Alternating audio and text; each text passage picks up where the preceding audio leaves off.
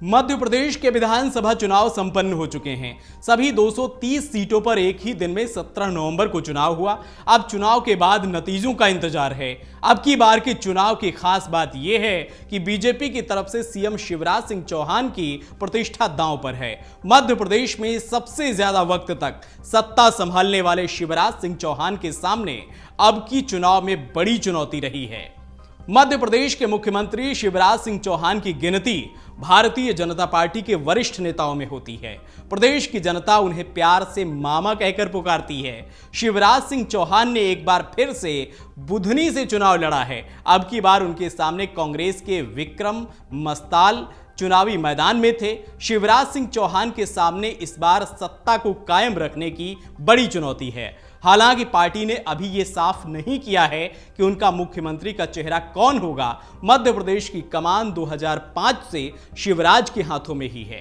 5 मार्च 2059 को मध्य प्रदेश के सीहोर जिले के जैत गांव में प्रेम सिंह चौहान और सुंदरबाई चौहान के घर बेटे का जन्म हुआ। नाम रखा गया शिवराज। किसे पता था कि यह बेटा शिवराज सिंह चौहान एक दिन प्रदेश की सीएम कुर्सी पर बैठने वाला है। अपने बचपन में ही शिवराज भारतीय जनता पार्टी और आरएसएस की छात्र शाखाओं से जुड़ गए। महज 13 साल की उम्र में उन्होंने राष्ट्रीय स्वयंसेवक संघ का हाथ थाम लिया। ये साल था 1972 का। आज भी शिवराज और संघ के वरिष्ठ नेताओं की नजदीकियां किसी से छिपी नहीं हैं। शिवराज की राजनीतिक करियर की शुरुआत एबीवीपी के संयोजक, महासचिव, राष्ट्रीय कार्यकारिणी के सदस्य के रूप में हुई। वह भारतीय जनता युवा मोर्चा से भी जुड़े और 1988 में इसके सदस्य बने।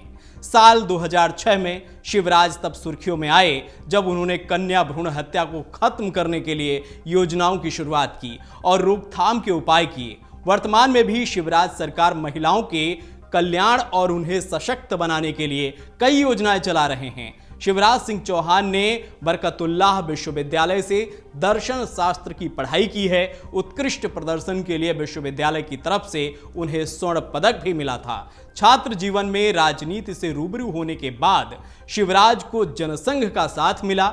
1975 में इमरजेंसी के खिलाफ आंदोलन में शिवराज सिंह चौहान ने बढ़ चढ़कर हिस्सा लिया और आपातकाल के दौरान वो जेल भी गए थे।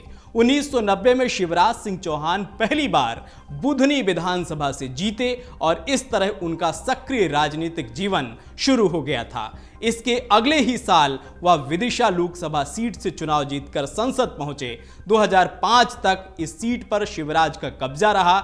इसके बाद उन्हें मध्य प्रदेश के मुख्यमंत्री की जिम्मेदारी थमा दी गई। 2005 से 2018 तक वह प्रदेश के सीएम रहे। 2018 में बीजेपी के हारने के बाद सिर्फ 15 महीनों के लिए कमलनाथ सत्ता में आए, लेकिन 2020 में एक बार फिर कुर्सी पर शिवराज सिंह चौहान की वापसी हो गई। तो इस तरह से मध्य प्रदेश की सियासत में शिवराज सिंह चौहान का कद चुनाव दर चुनाव बढ़ता चला गया। 13 साल की उम्र में जो समर्पण उन्होंने दिखाते हुए आरएसएस ज्वाइन किया था, जिसका उन्हें इनाम भी मिला, बीजेपी ने शिवराज को एमपी की सियासत में सबसे बड़ा नेता बना दिया।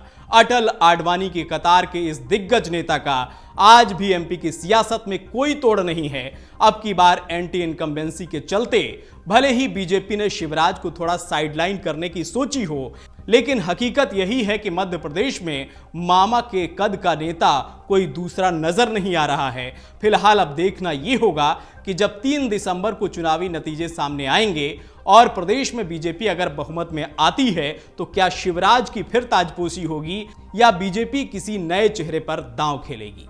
अगर आप ये वीडियो YouTube पर देख रहे हैं तो हमारे चैनल को सब्सक्राइब करें और बेल आइकन को दबाना ना भूलें। अगर आप Facebook पर ये वीडियो देख रहे हैं तो हमारे पेज को लाइक करें।